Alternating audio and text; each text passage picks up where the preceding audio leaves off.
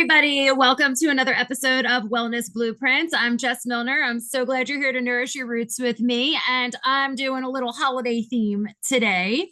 So, this is something that I've talked about so many times over the years. I've given full on like workshop presentations on this and everything. So, why not give you some information here in this podcast? So, let's talk a little bit about some things that we can do to swap out some ingredients during the holidays. I feel like, hold on, I've got like a hair stuck to my chapstick.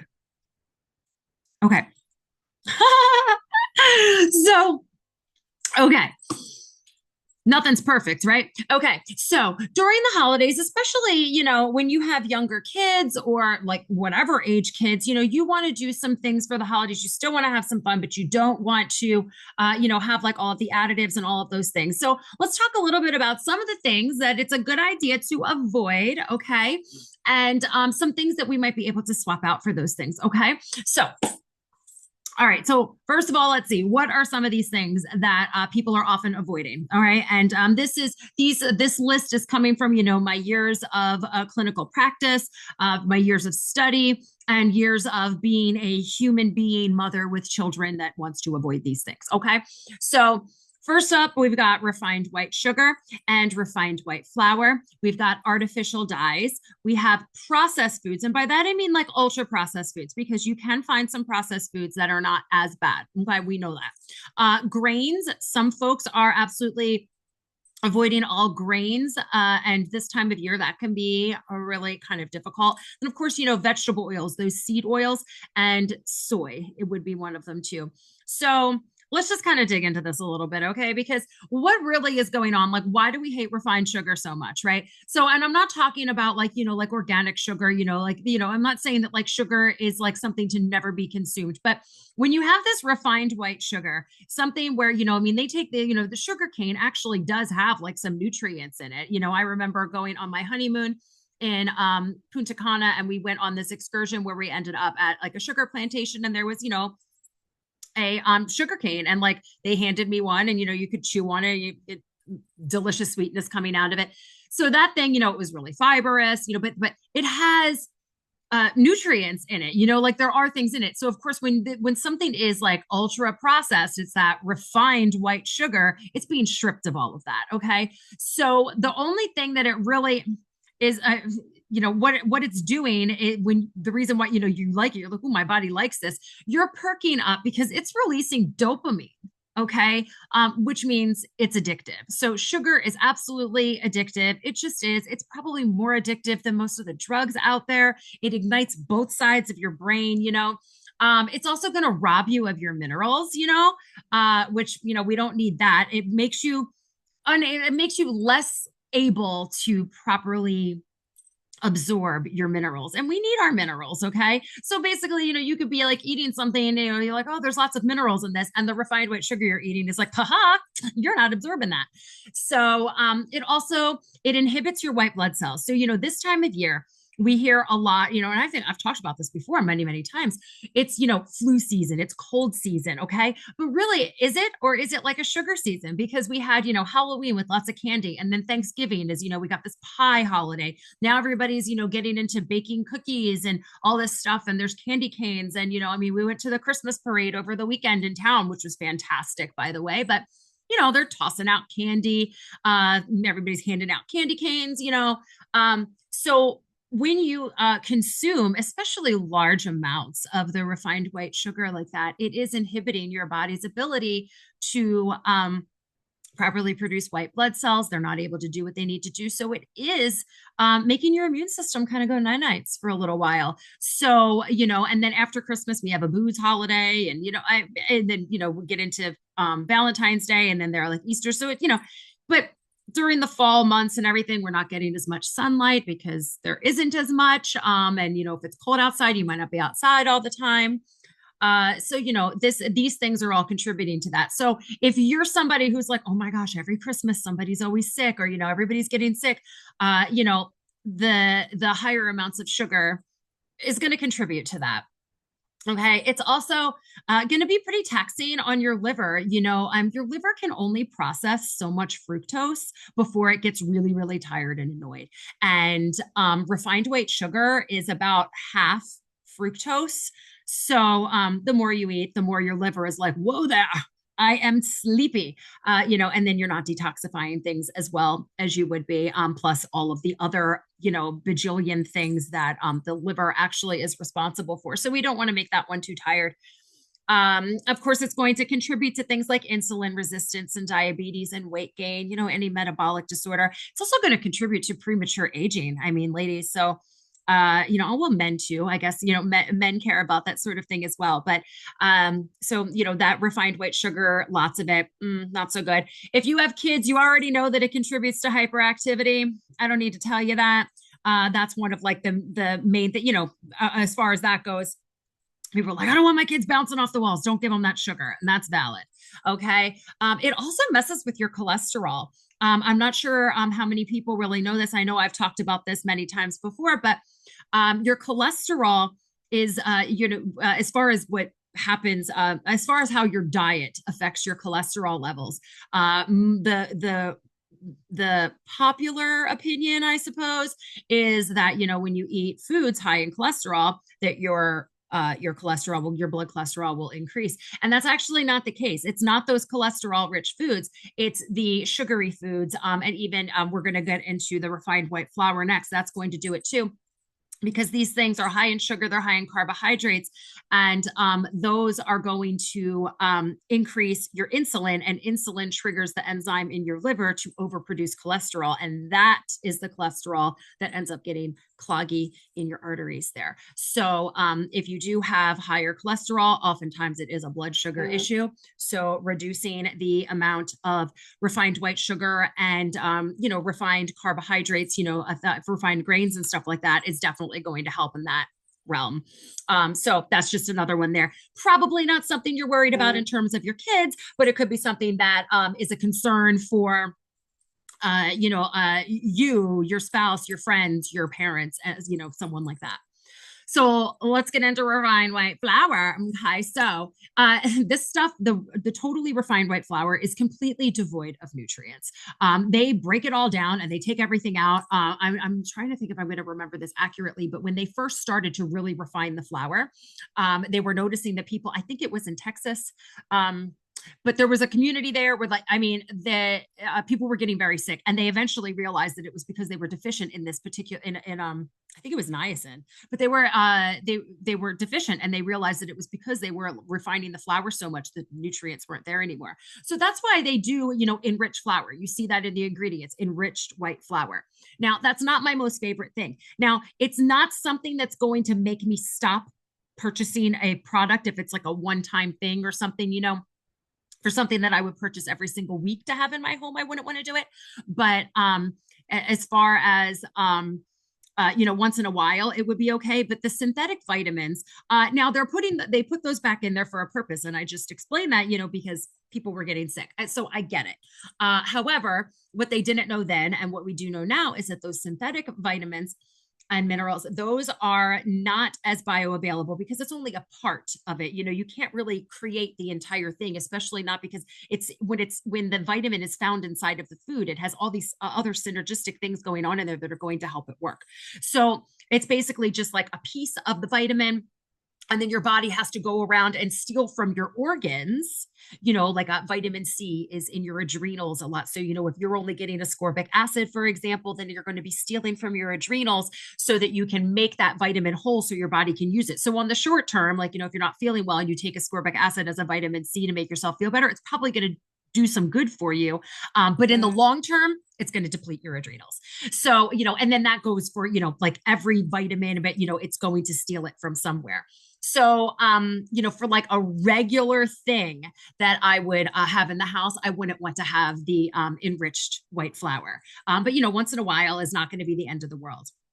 But in general, because it's so refined, it's going to cause inflammation, and it's going to contribute to growth of yeast and other, like, pathogenic stuff, especially in your gut. If you have like, if you feel like your gut is off, your microbiome is off, then the refined white flour is only going to feed the side of it that you don't want to grow. So, meh, right?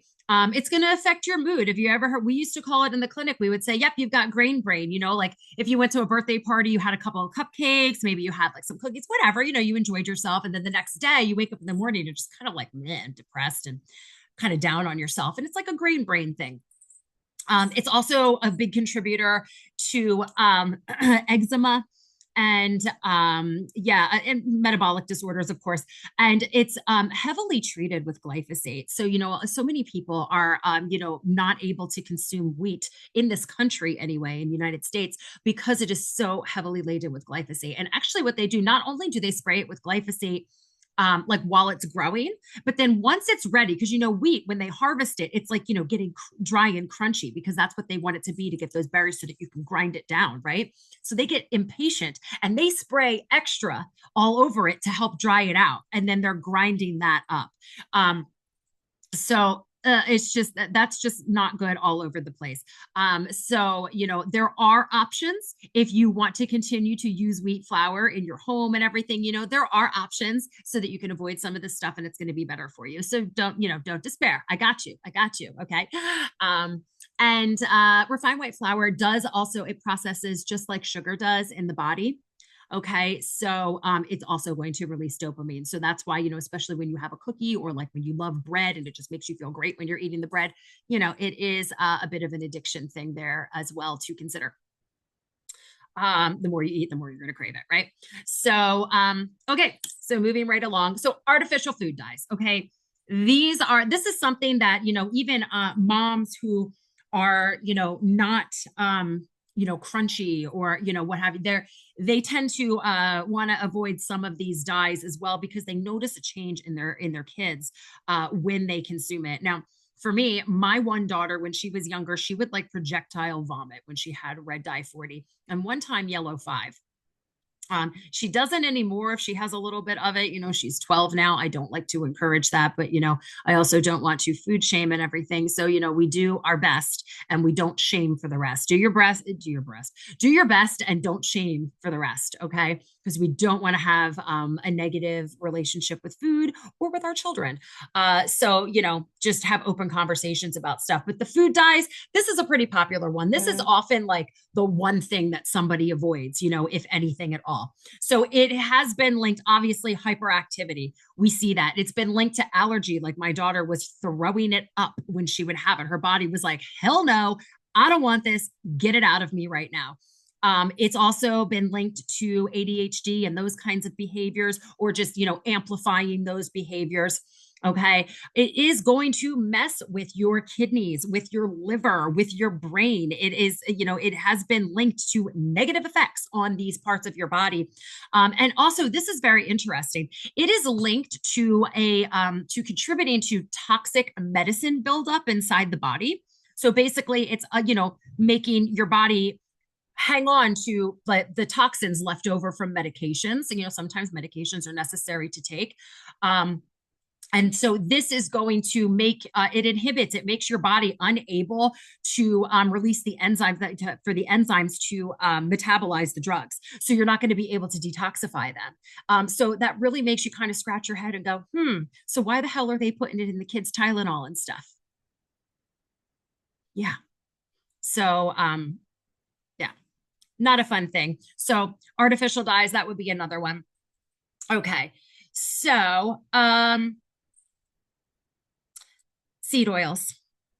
Seed oils is definitely one of those things that I mean, you can definitely catch me in my parents' house, like accidentally throwing out my dad's seed oils, because he's still like, your parents are always some of the most difficult to get to listen to your family at that. My mom is pretty good with it, but if you have a parent and you have a profession, you know how difficult it is to get them to listen to your expertise on your profession. He don't like to listen to me as far as the seed oils go, but he will try and adhere to it when it comes to my kids, because he does respect that. So That's pretty good. So these are heavily, heavily processed. So these seed oils, basically, they're squeezing oil from a seed. They're squeezing it from, because I mean, the stuff that it's coming from, like, that doesn't have oil in it. So it's kind of like, what are you doing? So, things like avocado and coconut oil, those are going to be okay because that's coming from the fruit, and olive oil, it's coming from the fruit, not the seed. But when they have to get it from the seed, in things like canola, cottonseed, corn, soybean, sunflower, safflower, grapeseed, those things, they have to use really, really high temperatures and crazy harsh chemicals to extract the oil, which makes it completely rancid right then and there before it even goes anywhere. So then they usually have to use like bleaches and stuff. They got to get the stank out of there, because when it's rancid, it doesn't smell good. I'm sure you've once or twice you've opened up a thing of olive oil that was in your cupboard and been like, this smells funny. That's because it's gone rancid. You'll never smell that with like canola oil and stuff because it was rancid before and they took away its ability to tell you that it's yucky. So these are heavily GMO sprayed and pesticides. I mean, I can tell you that like the canola fields are absolutely beautiful. I mean, I live in Idaho. There are areas of the Palouse where it's beautiful and yellow and everything, so like it's a pretty flower and all, but dude, it's just not good for the body. So here's the thing for you. So I'm sure you've heard of omega-3s and omega-6s when we're talking about our fatty acid balance, right? Omega-3s, that's stuff that you find like, in your fish oil and everything. You want those kinds of things. You're going to find that in butter. So these seed oils are they're high in omega-6. So we want to have the ratio of 3 to 6s, like we want to have more omega-3s than omega-6s, for a healthy balance in our body. And these are going to contribute to a higher of the omega-6s, which is going to lead to more inflammation. It's going to lead to more oxidation. It's going to be, you're going to have free radicals running around in your body. And that's no good right there. So it's going to mess with that. So you don't, this is something that it's difficult because you can't completely avoid it when you go out. If you are someone who is going to eat out once in a while, or maybe it's more often than not, it's very difficult to completely avoid these. So don't beat yourself up. But if you can keep them out of your house, and try and purchase, even if you get like, processed snacks for your kids that are organic or something, look for something that doesn't have those seed oils in it so that you can minimize it when you're in the house. Because that's probably about the best advice I can give you as far as that goes. Because to avoid these entirely, it's not impossible, but it is a rather difficult feat if you actually live like out in the real world and everything. If you are growing and consuming everything that you're like right where you are, you make all of your food at home, you bring it with you when you go out somewhere to a party or something like that. Amazing. I love that for you. I've done things like that before when it was like very important that we avoided certain things. So I completely understand, get that, and I support you. But for the rest of us, try not to fret it when you're out too much. It is going to be there. Trust that your body's going to use what it needs and get rid of the rest. But in your home, definitely try to avoid these because they're really just not very good for the body. Okay. Okay. So processed foods there. I know I said that's more of a, ultra processed foods. But so basically watch the sugar content, watch what the sugar is. If it says corn syrup or high fructose corn syrup, put it back on the shelf. That's no goodsies. Okay. Watch for extra additives. Watch for those kinds of things. Watch for the carbs. You want to know what kind of sugar it is. Look out for the sodium and fat. There's going to be lots of sugar, sodium, and fat, and not the good kinds. Okay, there's good fat and there's bad fat. I mean, you've heard that before. And there's, sodium, salt is an essential mineral, but the type of salt that's often being used in those like heavily processed snacks and stuff is not the salt that your body actually wants. So, we do want to actually give our body what it wants. Not, a substitution, if you will. And then the last thing there was soy. This pretty much, it has like an anti-nutrient property that blocks protein digestion. So like that's just not fun at all. It's going to block mineral absorption, just similar to sugar.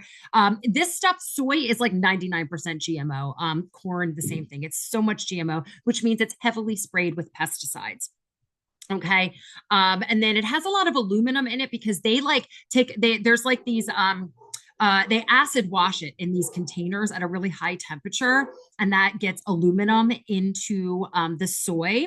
And when it's spray dried, it makes it release nitrates, which, and it's not like the ones that are in celery naturally. It's just it's not a good thing. Now, so for soy, for a swap, if it's fermented, then it's not going to have all of these properties. So things like miso and tempeh are going to be okay.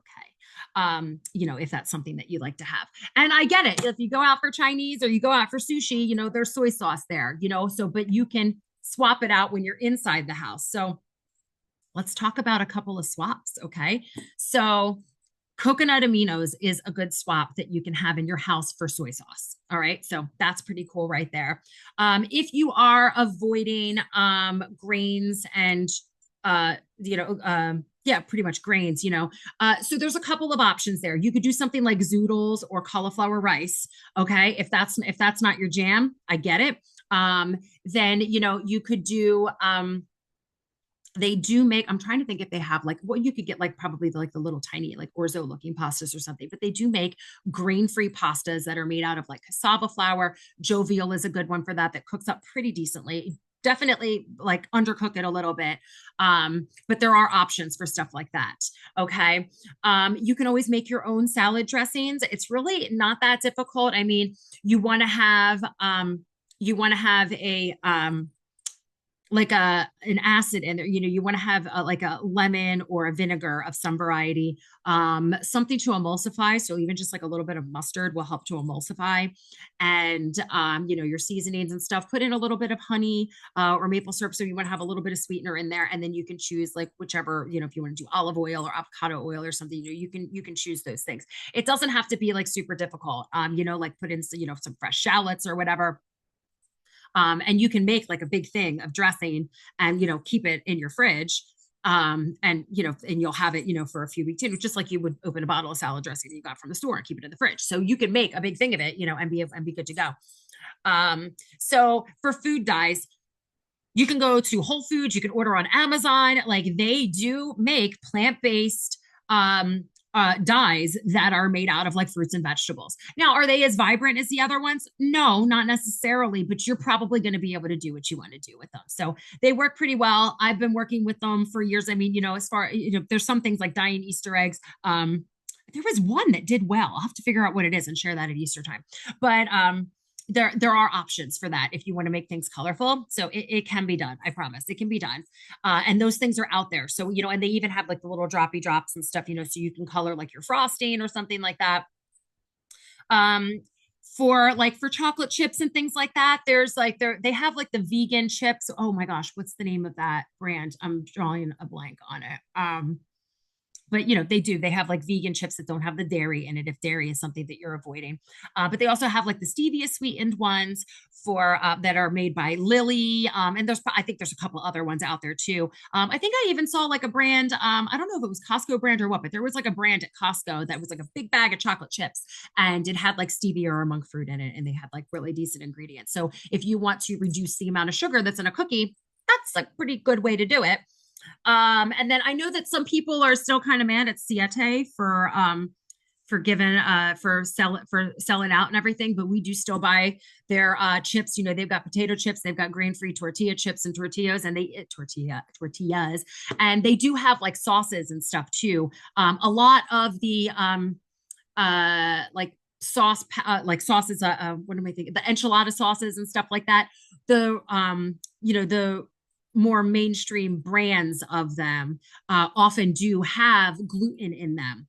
So the Siete ones would not have that in there. So if that's something that you are avoiding. So, you could use different flours if you're doing grain-free.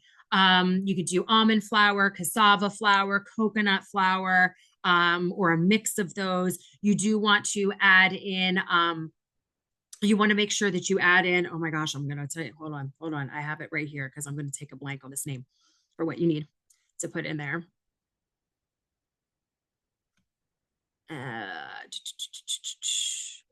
So, because you need, because it doesn't have the gluten in there, you need to add in, You could do a little bit of tapioca or arrowroot starch, or even a potato starch into there to add in with that so that it's so it'll stick together a little bit more. And the other thing is a little bit of xanthan gum, so that you'll want to add in as well, the xanthan gum. It's just a little tiny bit of it, but otherwise it doesn't like stick together as well. And I do have like, I mean, I used to make grain-free rolls all the time and it was pretty fantastic. So some things that I either learned the hard way or, I just want to share with you. So when you're out there shopping for almond flour, I mean, I make magical almond cookies. I think it was my friend Jess like brought them to like a cookie swap, and they're so great. I've been making them for years. It wasn't her recipe either. She found it somewhere. These are fantastic.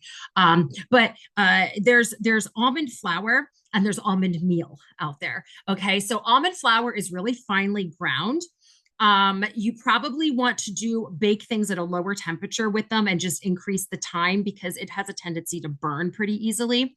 Almond meal is it's more coarse, it's not as fine, so sometimes you can swap it out, and it doesn't matter in recipes, and other times the texture won't be the same. So it really kind of depends on what you're doing. The magical almond cookies are better with the almond flour, but you can do it with almond meal and it's okay. So that would be one where you could do either. Okay, coconut flour. I think I remember I made like a video of me opening the front door and tossing the bag of coconut flour out the front door because I was so frustrated. Definitely follow a recipe the first few times that you're working with coconut flour. It does require more liquid than than other flours do. So you're not going to just swap it out like a 1-to-1 ratio, so it's more of like, I would say like a quarter of flour to like a quarter to one, um 1-to-4, like a 1-to-4 ratio for flour to liquid. So whatever liquid it is, you might have to add in more eggs, this and that. And it's, the thing is, you're like, okay, well, let me add more liquid. I added too much liquid. Now I added too much. This next thing you have enough batter to make 700 pancakes, and you're like, oh my gosh, what are we going to do with it? So I would follow a recipe the first few times that you work with coconut flour, because I didn't, and it was pretty frustrating. Cassava flour is pretty awesome. I've made lots of grab a sip of water. I've made lots of rolls out of that. Sometimes I would mix it with a little bit of almond flour for a flavor, as long as you have enough of it in there, and then you're mixing in your starch and your xanthan. But the thing with cassava flour, it tends to come out a little bit more bland. So like if you're using mostly cassava flour in a roll, I would add some extra salt, add in some herbs or something like that, or make sure that you're serving it up with like some delicious, like, garlic butter or like a sauce or something like that. Because like, that flavor, almost kind of like sweet, a little, that flavor that a roll usually has, the cassava is just a little bit bland. You're just kind of like missing something there. So, make sure you add in some extra with that. And then the other thing I will say is liquid stevia. It's actually like way sweeter than sugar. So like a little bit goes a long way.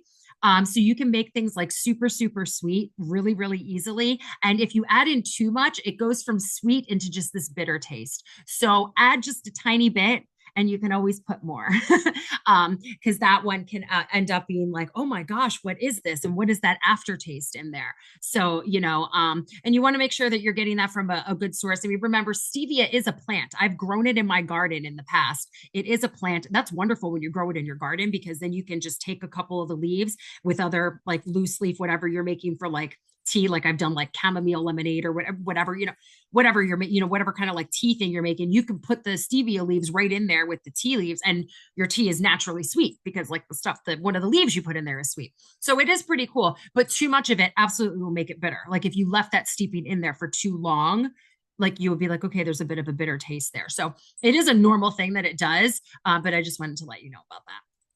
So oh my goodness. All right. So I think we've gotten through most of the things. And, like I said, remember, this is all about a balance here. I'm not telling you that like you can't have A, B, and C. If you want to completely say, no, we're not having something in my house, that's fine. I've done that. I've been there. And when something arises, if I'm like, okay, one of my kids can't do this right now, then we avoid it. But just being aware of some little simple things that you can switch out. I think my daughter wants to do like a bark for dessert for Christmas. And so, we'll like melt down, like we'll probably melt down like some of like, because Lily's makes a couple different kinds of those chocolate chips. We'll melt down a couple of those and then use the Yum Earth candy canes that don't have any dyes to put on top. So it'll be, relatively low sugar. It'll still be delicious. It'll still be beautiful, but it's not going to have quite so much of all the sugar and everything in there. So that's like another option there. So over the next couple of weeks, because we're heading into Christmas, I'm gonna be sharing some stuff, sharing some recipes and stuff like that with you guys. So hang out for that for sure. Make sure that you're following me here on follow me on YouTube. Subscribe to my wellness blueprints here. You can follow me on Facebook, Instagram, TikTok. I'm all over the place. So make sure that you're clicking follow on everything. Please make sure that you leave me a 5-star review and tell your friends about my podcast here. If you would like, if you would just like my resource guide, you can go to go.deeprootedwellnessid.com/resources. And that's got a whole lot of everything on there. And I'll make sure that I'm going to get together which recipes I want to share with you. Probably do like some rolls, like Christmas salad, things like that, and make sure that you guys have some ideas to send you into your holiday season. Okay, so that you can swap out some stuff. Keep yourself a little bit more on the healthy side because nobody wants to be all sick and gross when everybody is trying to do some celebrations. I know we got Hanukkah coming up too. Hanukkah, I think, starts on Christmas Day this year.